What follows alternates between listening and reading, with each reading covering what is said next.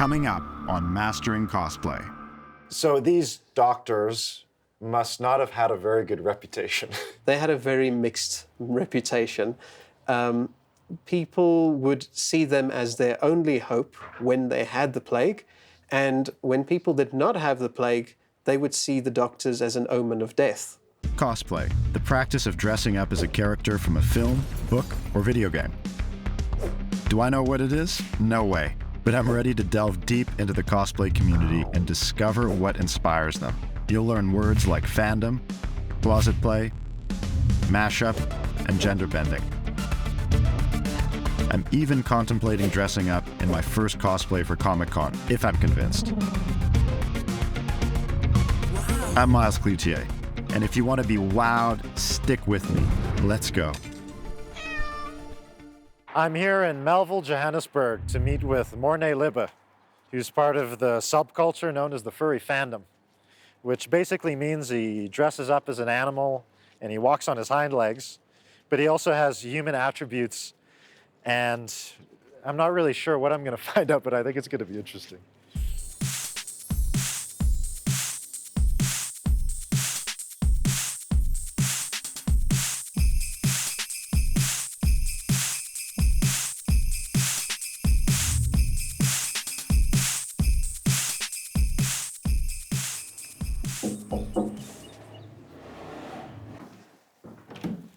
Welcome, Miles, to my humble abode. Make yourself at home.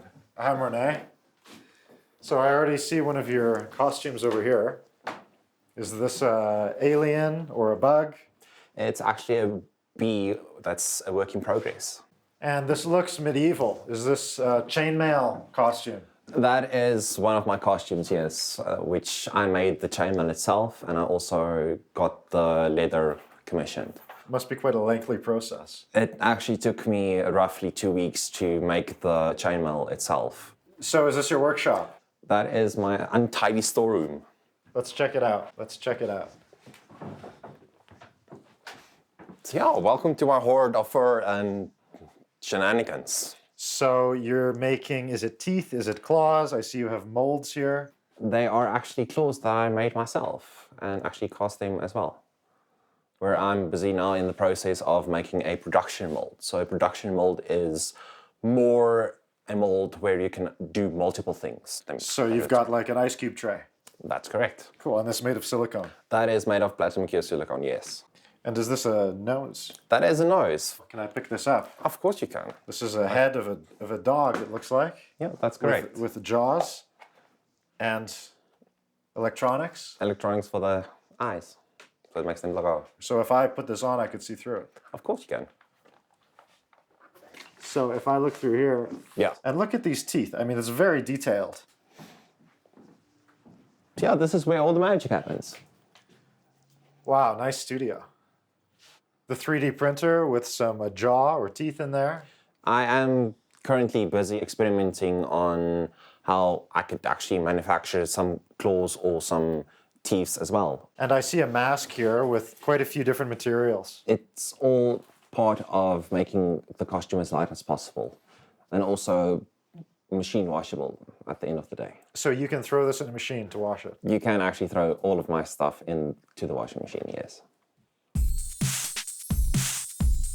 So we're in your workshop. Can you tell me a little bit about how you got here? It all started when I went with my cousin to a local festival called Geek Fest, where I found like-minded people, and it was just amazing seeing all the cosplay people going around and cosplayers and even furries and everything else. So furries, can you tell me what that is and how it started for you? So it all started for me in 2013, if I'm not mistaken, when I was still studying zoology and biochemistry. And the furry fandom, for me personally, I see it as you're cosplaying a character, but not just any character. It's a character that you actually made up yourself, which embodies your spirit animal. So that can be anything you want. If you want to be a pink unicorn, you can be a pink unicorn. Okay, so what is your spirit animal? So my spirit animal is a caribou. Is that like a deer? It's like a deer, but it's just has larger antlers. Okay. a much more larger antlers. So do you make antlers? Actually, my one friend made the current set. So you've developed this one character. Do you have, is it right to say character? Do you have more than one character? I do have more than one character, and yes, it is correct to say it's a character because you can choose different aspects of a personality that you want to embrace. If you want to showcase a more lovable side, you can embrace that. So you came across a community online, and how did you get yourself into that community? Did you have to create a character? You need to create a character, or you need to be part of the fandom itself to actually be part of the community. It's just like any other community. Like you can't say you're a cosplayer, but you don't actually dress up as anything.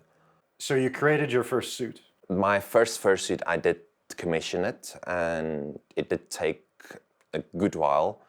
I was not completely happy with it, to be honest, but I made it work. And yeah, I just decided one day, enough is enough. Let me actually put my artistic capabilities to its test and actually try and make it. We're sitting in your workshop, and now you make these costumes. And I see something here. Is this a mouse pad or a paw? No, this is actually a feet ball for one of my friends, which has commissioned me for a almost full suit or a full outfit. So it's a foot. So will It's a that be? foot. Will it be a shoe or a sock? No, it's actually for a foot. So it would go onto there. Okay. So I can actually show you the costume or the character that I'm actually working on, which is for one of my friends. Did you help them create this? No, he actually made it himself, and he's also an artist. He's created this character, and you make it come to life. That's correct. People that come to you to make them outfits or costumes, where are they from? Are they local? Are they in America, all over the world? All over the world, to be honest. I think the furthest my claws or paws has reached is kind of Canada, where I have one on my commission board, which is actually from Canada itself. And this is your commission board? That's my commission board. How long will you spend making a suit like this? It all depends on the complexity as well as all the other details in terms of the suit itself. It would take me anything from 1 to 8 months to complete. Can you tell me what a suit like this costs? It actually starts at $1,800. So a suit starts at almost $2,000. That's correct. And then Almost. what can it go up to? I think the record is 10,000, if I'm not mistaken. And what type of materials are you using for these suits? It's all flux fur. It can be wefts as well. It can be very expensive long fur that's specially made for animal or recreations of animals, or even real leather. Like, it all depends on the client and the client's needs. So Mornay, would you show me your character? Of course, I would show you my character.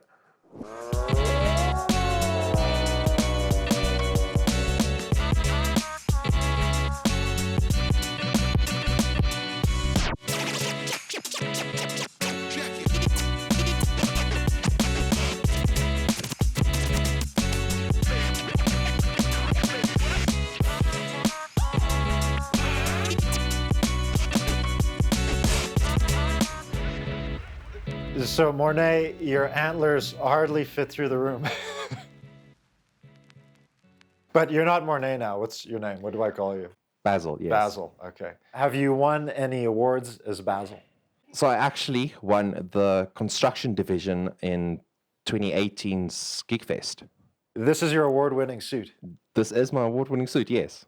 Could you stand up and turn around? It's the full suit with the hooves. With the hooves and with the hand hooves. Is it comfortable? Oh, it's extremely comfortable. On such a cold day as today, like, it's extremely comfortable. And can you breathe well in the suit and with the head? No, I can breathe entirely, where this is actually the perfect weather to be in it. That's right. And the mesh of the eyes is where you see through. Yes, that's correct. So it's extremely user-friendly, where I know exactly where my blind spot is, which is right there. I can't see you at all, almost. Your caribou is a deer. Now, that's only one type of furry. The continuum is from a domestic animal to fantasy. Anything you could want to be. And any colors in between? Any colors. Short There's hair, no- long hair? Doesn't matter to you. It's all your interpretation of your animal and your furry. How long did it take you to make this suit? I think it was roughly 3 or 4 months to actually make the entire thing. What can you tell us about is it NS, is it not safe for work?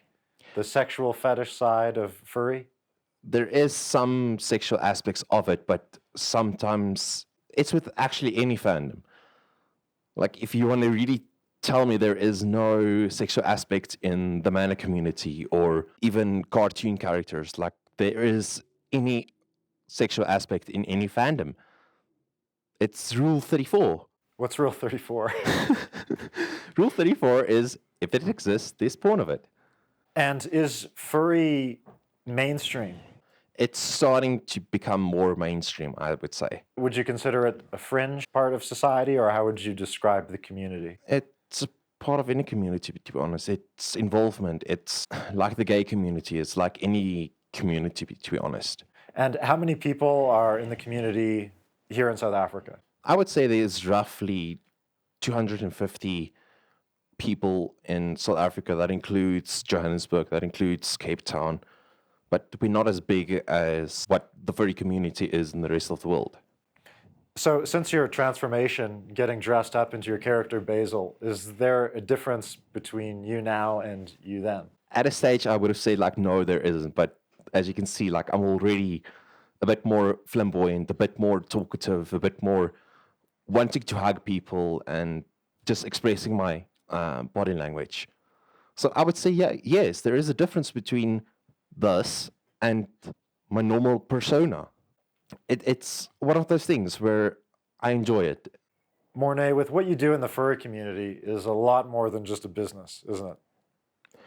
It is literally more than just a business. It's not like I'm just in it for the money. I'm in it to grow the community. I'm in it to help other people understand what the furry community is about. I do it because you can be anything you want to be without the judgment, and you can actually make your own decisions about what you want your character to be. Why don't we go take a walk down the street and see what happens? Oh, that sounds like fun. Are you ready? I'm ready. Let's go.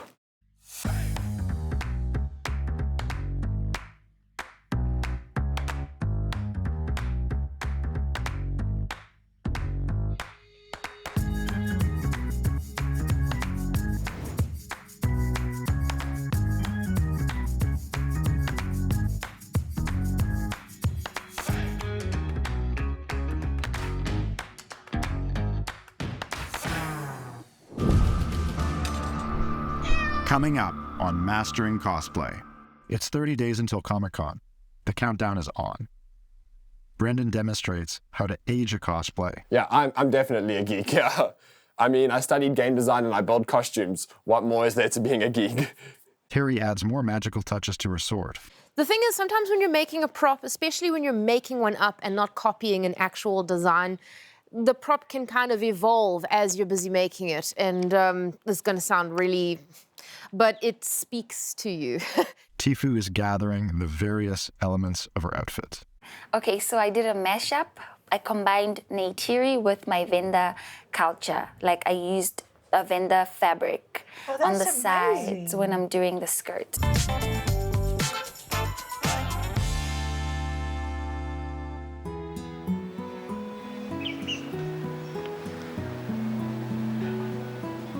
So what we're going to be doing now is we're going to start some of the weathering process, which is a really fun process in making a cosplay, because it's when you get to see these pieces of armor and costume really come to life, because you are, you know, telling the story of maybe this glove got dropped in the dirt and it didn't really get cleaned off properly, and so you're just starting to tell that story and bring the piece to life.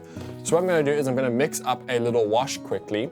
And so a wash is where you take a little bit of paint and you mostly water it down so that you can put it on the costume and then wipe most of it away. So we've got black and umber, and we're going to mix a little bit of that together, and then we're just going to add some plain tap water to it and mix it all up to make our wash. And so here we've got our lovely mixture of dirty water, which is essentially what we're just going to slather on all over the costume just to start telling that story. So all the cuts that we made into the armor with the soldering iron in the construction process, we now want this mixture to be able to run in there and stay in those gaps when we clean off the rest of the armor. And you want it quite runny so that it can run into all the cracks and crevices. So got that mixed up there just like that. We can now take just a standard paintbrush. I'm going to put some of the water mixture on there, and we're just going to paint just like that. Take some paper towel and wipe most of it off. And you can see now how those areas where there was a bit of damage, how they now stand out a bit more, and how it just looks a bit more dirty and weathered, and it's not that pristine white, because why would a knight who's wearing white armor, it's not going to stay pristine and clean. Anyone who wears white clothing knows how dirty it gets and how quickly. So we just want to dirty it up a little bit, maybe add a little bit more, do a few layers and passes just to build up that dirt and grime. Rub it off a bit. And you can be selective about how you go ahead and do this. And you can see there. If you compare the two pieces, you can see that this one starts to look a little bit more real and authentic than this one that is perfect and pristine.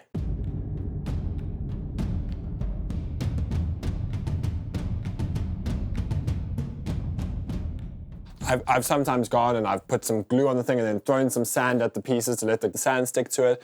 And really it's just about the character that you're portraying and telling the story. So maybe for some of the fabric garments of the costume, you might want to, rough them up with some sandpaper and then throw some dirt on them and dust on them just to really bring it authentic. You might want to use actual mud to really tell the story and bring the character to life through this weathering process.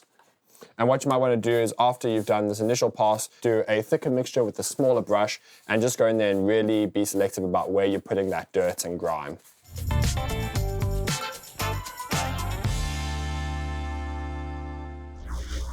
So we're back and we're continuing with the sword prop that I started with in the last episode. Since you guys last saw me, I have done some little bit of tinkering on the sword. The thing is, sometimes when you're making a prop, especially when you're making one up and not copying an actual design, the prop can kind of evolve as you're busy making it. And this is going to sound really, but it speaks to you. And while I was making this, I realized that it was looking more like a medieval fly swatter than an actual sword. So I stayed up all night and continued to solder it until it was more narrow. And the more I started melting this plastic, the more it started looking like crystal. And that's when it came to me that I think what we're going to do with this sword now, and it's going to be extra menacing, is we're going to paint this pink green so that it looks like kryptonite. So it's a sword actually infused with kryptonite. This is going to add a very cool backstory to the character as well, and this is part of the fun of making up a prop for a character. So we're out here in nature, so that we are in a well-ventilated area. If you can't be in a well-ventilated area, make sure you wear a mask when you're spray painting. But seeing as I'm out here, we're gonna just spray paint without the mask. So what I've done already, just so that the spray paint will stick, usually what you'd do is you'd use a spray paint that has a primer in it, but I do not have one of those. So this was what I could afford. It's like a $30 spray paint. So I've Mod Podged the sword to give it like a sealant, and that'll hopefully keep the spray paint on.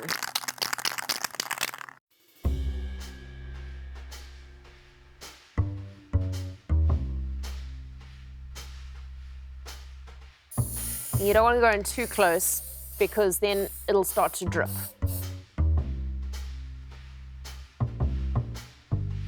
And you want to be patient when you're spray painting and make sure that you don't do too many coats at one time, because then it's not going to dry nicely. It'll actually start caking and everything.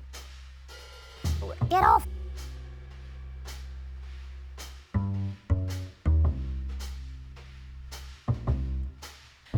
Okay, so one of the things about cosplay that's not my strong suit is being patient. We now have to wait for the spray paint to dry. We can't rush this process, otherwise we're going to end up ruining the prop. So while this is drying, we're going to go ahead and start working on something else that needs to be done, finishing the costume.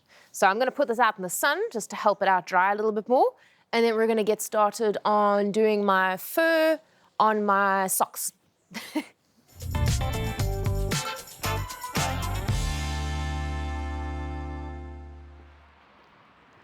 Comic-Con is upon us, and I'm here at Heidi to come fetch my ears.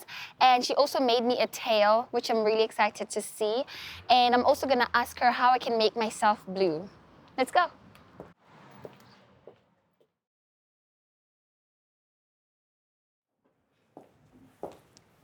Hi, Heidi. Hi, Tifu. How are you? I'm good. How are you? I'm good. I'm waiting for you, so I've got everything ready. I see you're done. I'm done. Yes, I've made your tail.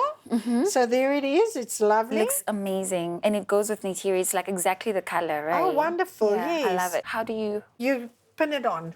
I can put elastic on, but then the elastic's going to show over your body. And I think, are you going to go for the body paint? Yes, I So will. I thought, you can put it on your costume. Okay. Okay. Yeah, that works. Yeah, so you can add it. So did you make something? Okay, so I did a mashup. I combined Neytiri with my Venda culture. Like I used a Venda fabric on the that's sides amazing. when I'm doing the skirt. So Oh, wow. yeah, so that's exciting. Oh, but that's amazing. yeah, but I'm looking so forward to see that. So please, I would love photos. yes, I definitely will Yes. send photos. And even after Yes. I've put this, you're saying I just clip it on using this? Yes, you do. Okay, all right, Yes. cool. I'll do that. Okay, so will that go with your outfit and everything? Definitely, I love it. I love the finishing of it, and Yeah, we airbrushed it a little bit, and I like the fact that it's also light, so it's not going to give me yeah, it's going to be any easy to problems. walk around with. Yeah. Yes. I'm here in Krugersdorp, where Waldo has asked me to meet him at Hollywood Costumes for a fitting of his new costume, which is on the darker side of cosplay. So I'm interested to learn more about how he picks his characters.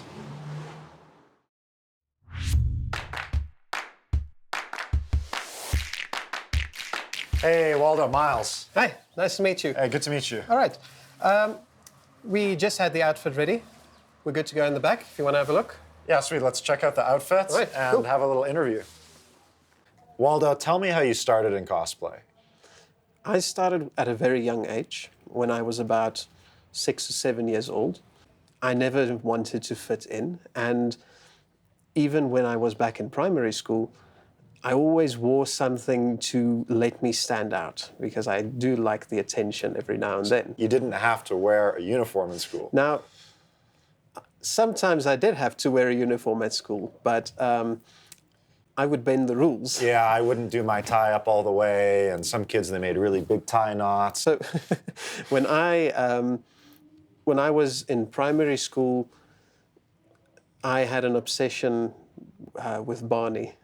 Okay, Barney see, I know Barney. Barney the dinosaur. The purple one with the thing. And I actually had two Barney outfits that fit me perfectly back then. So I would, on Fridays, because we had some Fridays where we were allowed to wear normal clothes instead of having our normal school uniforms, and I would go to school in my Barney outfit. Okay.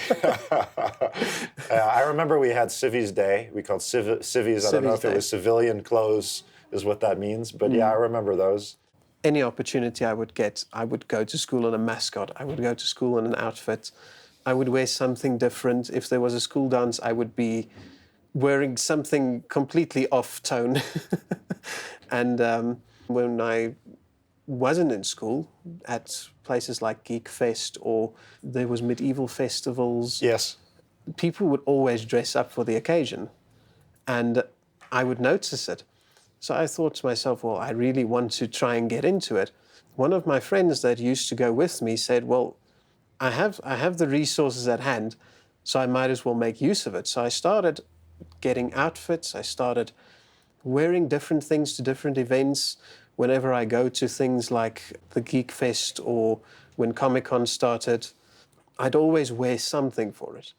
And when that started to begin, I started seeing, well, they have these competitions. And did you start competing? And then I started competing, yes. Beginning, it wasn't too good because my outfits weren't the best. And but how old were you when you started competing? when I was about 11. Really? And were you the youngest kid there? Were there other kids? No, the majority of the people were about 10 years older than me. Yeah, yeah. So I took part. I didn't do too good, but it was a good experience. It was fun, and I did get into the finals of it. What was your costume for your first competition? I wore a Star Wars costume. A stormtrooper. No, I dressed as the Emperor. Okay. Had the makeup done, had all that stuff sorted. The people loved it.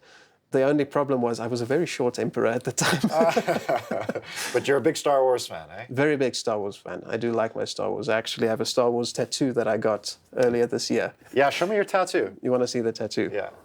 On the side of the shoulder. Is this This is the Empire. the ball?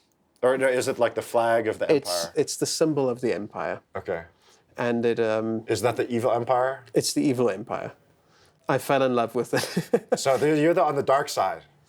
Mostly. So you're very much on the dark side.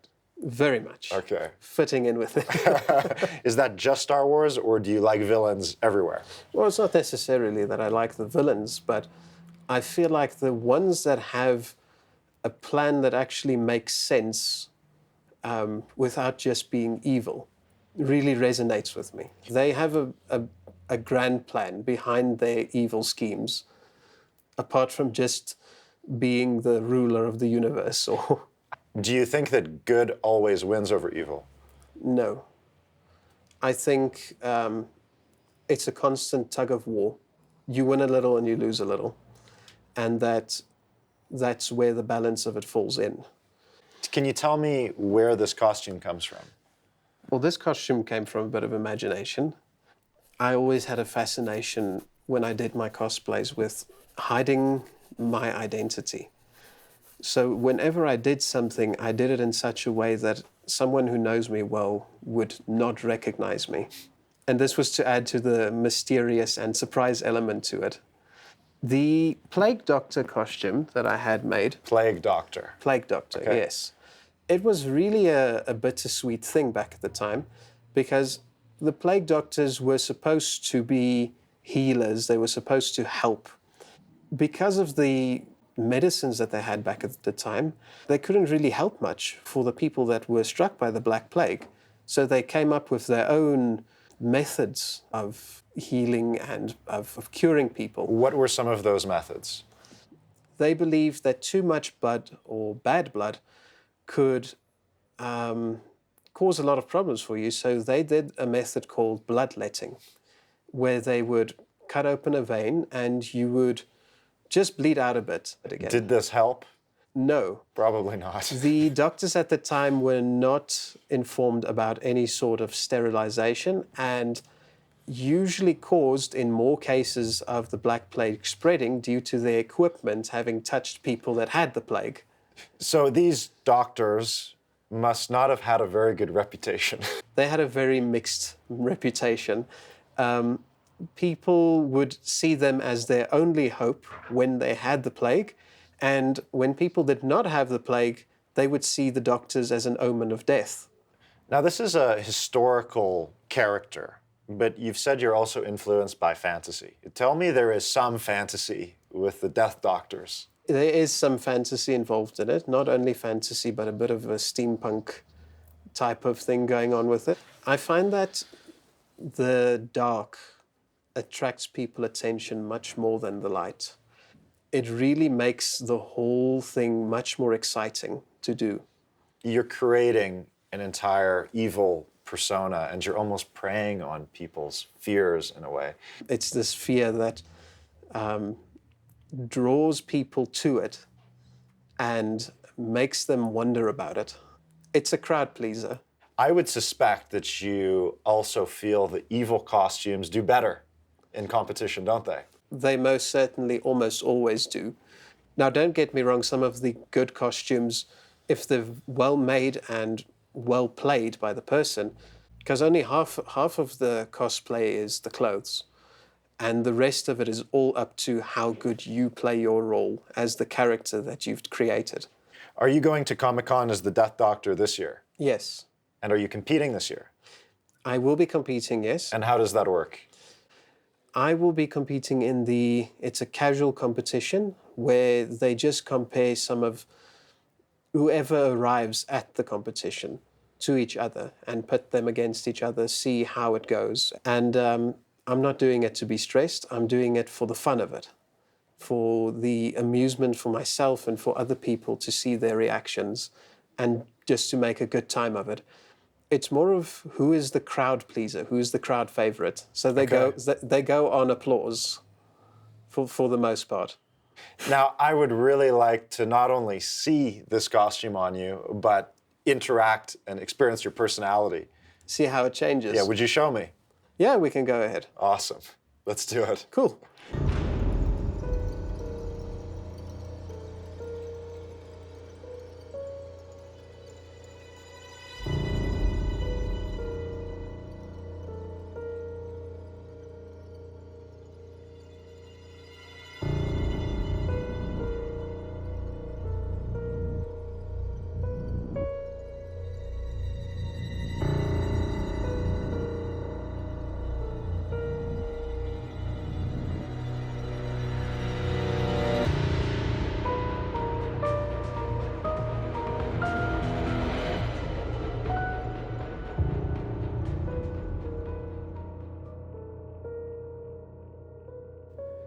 Wow, the Doctor of Death.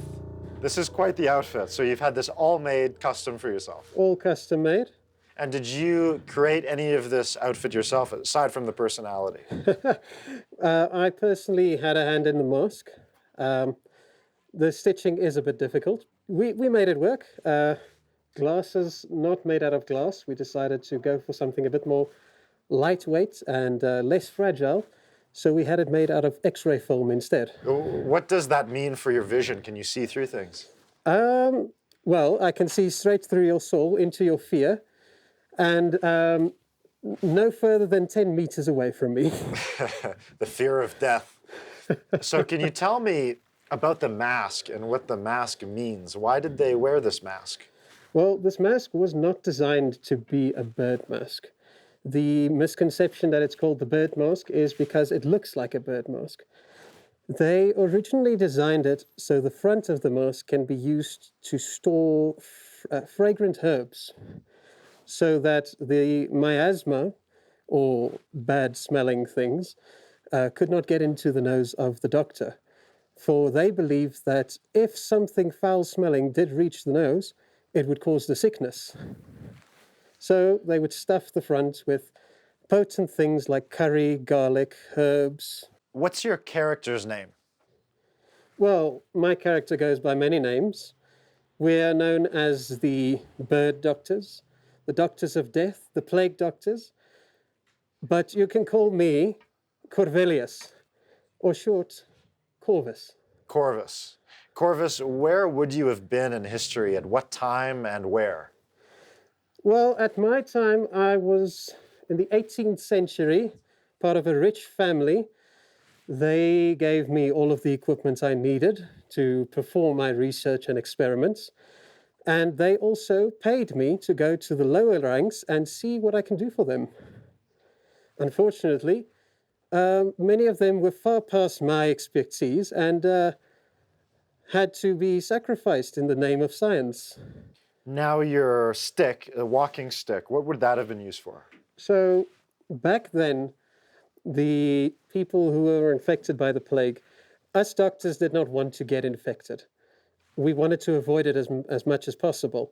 So this here is my handy tool for inspecting the bodies of the dead or the bodies of the deceased, so I don't get any of the foulness on me. At the same time, we use it to beat back any person trying to attack us or rob us. So it is a tool for inspecting and self-defense. Since the Death Doctor has been extinct now for some years, what do you think would happen if we took your outfit outside and see how people reacted to it? I believe that would be the best of choices. Reintroduce them to a golden age of medicine. Let's go check it out. Fantastic. We're going to make it work. We're going to have a look around, see what we can find. Yeah, maybe you can squeeze some death out of this place somewhere. Death is always found by the concentration of smell. where the most foul-smelling things come from will be the source of our problems. Holy fire. How do you make a fire holy? You let the priest light it and say a prayer. Then it's under the brand of the church. Yeah. Yes, beyond my jurisdiction. I think so.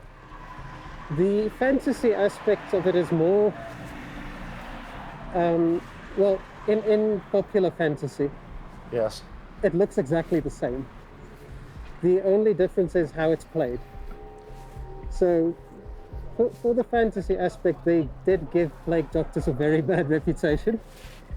And therefore, plague doctors, instead of being thought of as doctors or healers, they were thought of more as spreaders of the plague. Yes. A doctor for the plague. Yes. And there was a few of them, actually. 3 very famous plague doctors. Okay. I can't remember their names at the moment, but the first of which was the one that discovered the outfit. So technically the first plague doctor. He made the outfit extremely well known and everyone adopted it within years. Okay.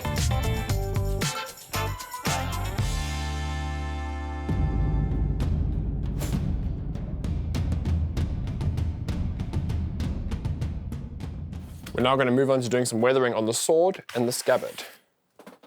So for the sword, I don't want to dirty up the blade of the sword too much, but the handle, I want to really weather that because, I mean, this is a part that is being touched every day by this character. It is seeing battles, and the blade would be kept clean and looked after because, you know, it's got to remain sharp. It's got to serve its function. But the handle might be a bit more dirty just because of how it is being used every day. So we're just going to go ahead and use the same black and brown wash and put some on the faux leather handle and these gold pieces for the pommel and the crossguard. So let's start with the handle. And what's nice about the faux leather vinyl is it's got all these intricate little details and patterns to make it look like leather.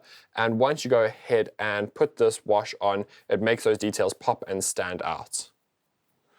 Now let's get some paper towel. Ooh. So with this sword, if you remember back to previously, the handle of the sword is 3D printed and the blade of it is made from EVA foam. And I think I really enjoyed making the sword this way. In the past, I have done completely 3D printed swords and I have done completely foam made swords. But I think what's nice about this hybrid is, first of all, with it being hybrid, is it's not too heavy with the blade not being printed. But with the handle being printed, it still allows me to get really interesting and unique shapes and a level of detail that might not be achievable with making it out of foam or something else, which is possible through making a 3D model and 3D printing it. And so I'm really happy with this hybrid method. And the trick is to really getting the paint down into all those little crevices so that the details pop. And here is the sword handle that has been finished being weathered, and you can just see how much more it has come to life through adding that black and brown paint and adding a bit of story and narrative to this piece. And you'll also notice that after doing something like this, your hands end up absolutely filthy, but that's all part of the fun of making these costumes.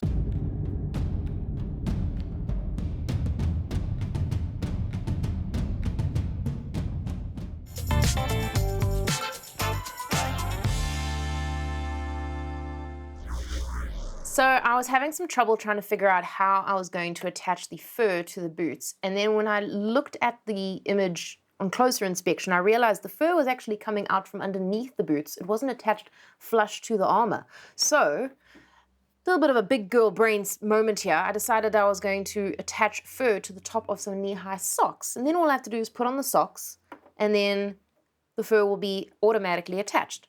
So, here we go.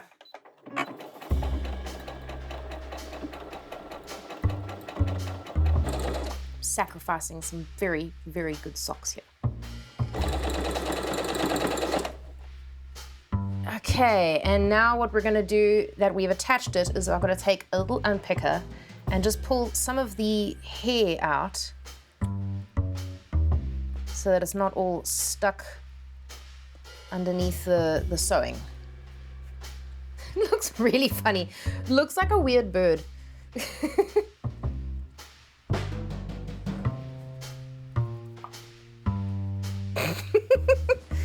Sorry, I'll stop. Now we're gonna move on to the second sock. Okay.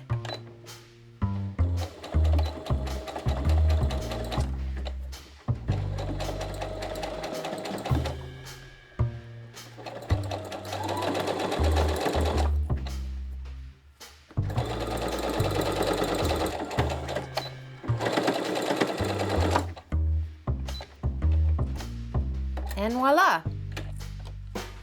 And another weird bird. So now the true test, we're gonna see if this can actually fit over my calf.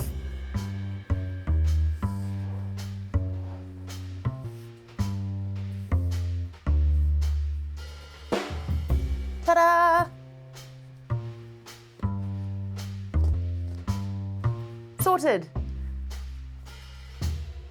So what I've done here is made some armor, but I didn't want to ruin some perfectly good boots because I use these for several other costumes. So I made them detachable. This also helps because how am I going to get the boot on if I've stuck these over the zip?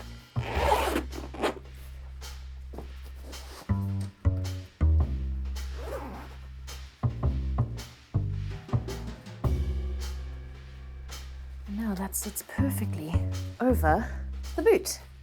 And then when we attach this, and there we go. Armored boot done.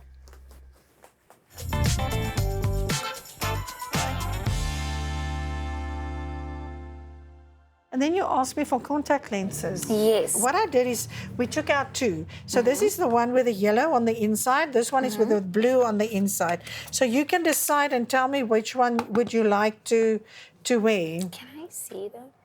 You can. Okay, I think the yellow. I love the yellow. I think go for the yellow. Yeah. I Yeah, think I that's love what the you had yellow. in mind. So, Yes. and then your ears. Can we try them on again? So there's your ears. You just hook them like that. Okay. And then the other one, you just hook them like that.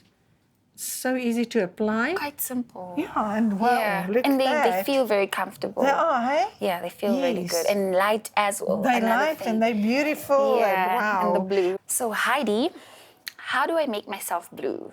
Okay, what I want to know is, are you going to do it yourself or are you going to get someone to help you? Yes, I'm gonna get someone to help me, to show me how it's done, but then I'm gonna do most of it myself. Okay, so Yeah. what we have is we've got the blue face paint, so that you use this to body paint, Okay. and then you can make yourself blue with that. Okay, so Heidi, how do you put these on? Because I've never ever put contact lenses ever in my life. Someone that wear contact lenses, it's better to ask someone like that to assist you. Yeah. I know your hands needs to be very clean. They'll show you how to put it in and they will assist you. Thank you so much, Heidi. It's a great You've been such a pleasure. huge help with this whole thing.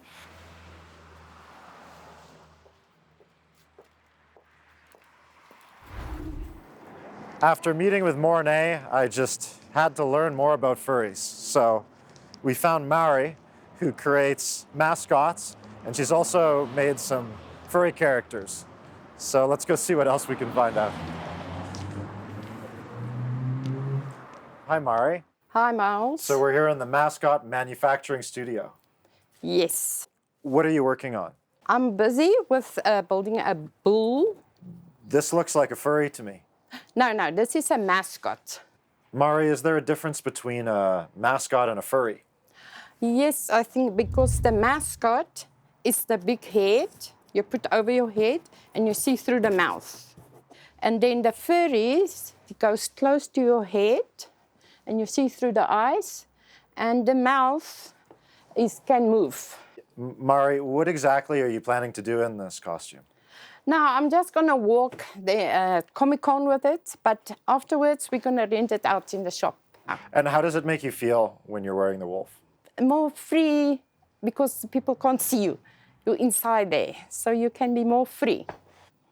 I look forward to seeing your costume at Comic-Con. Are you going to dance for me there? Of course, I'm going to put my wolf and I'm going to dance with my wolf. Am I going to see you or your wolf at Comic-Con? Me inside my wolf. And are you going to dance? I'm going to dance with the wolf. Okay, we'll see you there. Thank you so much. We'll see you there. Come, Senora, dance for me.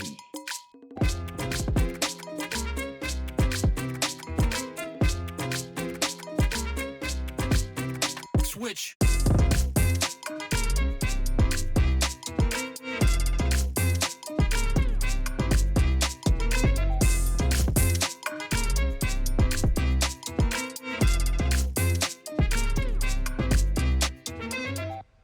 Cosplay lingo for today. Furry or furries. A character with human characteristics. Most commonly refers to such characters created by members of the furry subculture. Mascot.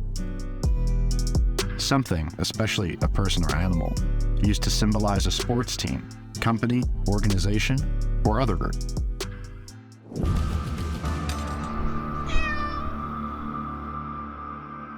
I'm curious, do you think that most people see cosplay as dark? I think they see cosplay as evil. I don't know why. Evil? Yes. So they like judge you on your character and not on who you are. Growing up, I wanted to be an actress, a star, a princess. And I couldn't. I was bullied in school, so I never really got into acting that much.